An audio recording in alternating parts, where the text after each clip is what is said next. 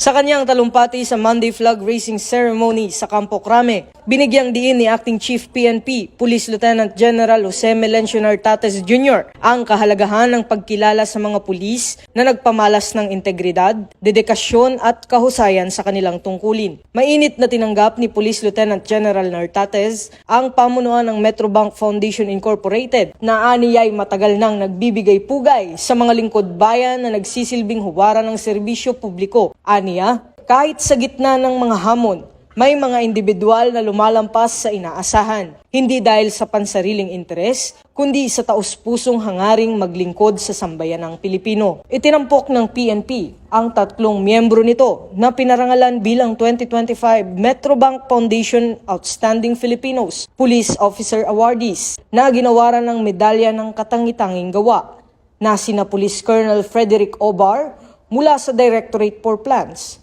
Police Major Elmira Relox mula sa Police Regional Office Bangsamoro Autonomous Region at Police Master Sergeant Ivan Velasco mula sa Police Security and Protection Group. Ayon kay Police Lieutenant General Nartates, ang tagumpay ng 3 awardees ay patunay na sa anumang ranggo, bawat miyembro ng PNP ay may kakayahang mag-iwan ng positibong pagbabago sa lipunan mula sa mga nasa liderato hanggang sa mga nagsisilbi sa komunidad. Pinapaalalahanan din niya ang hanay ng kapulisan na ang tunay na kahusayan ay hindi nasusukat sa parangal, kundi sa araw-araw na pagtupad ng tungkulin mula sa investigasyon, pagpapatrolya, hanggang sa maliliit na gawaing may malasakit sa kapwa.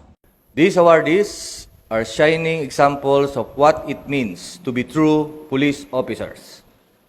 They are not only enforcers of the law, but role models who personify our sacred mandate to serve and protect. To the men and women of the Philippine National Police, let us start the week inspired by the example of our awardees. Remember that excellence is not built on single moment of recognition, but on the consistent performance of our duties every day. So to our dear police officers, allow me to say, you are more than enforcers of the law. You are builders of trust, defenders of peace, and symbols of hope. Lead with integrity, serve with compassion, be the story that inspires others to believe in public service again. The Metrobank Foundation is your ally in this journey. We will continue to honor your quiet heroism and amplify your impact. We remain committed to searching for those who serve beyond excellence because your story is the story of a better Philippines.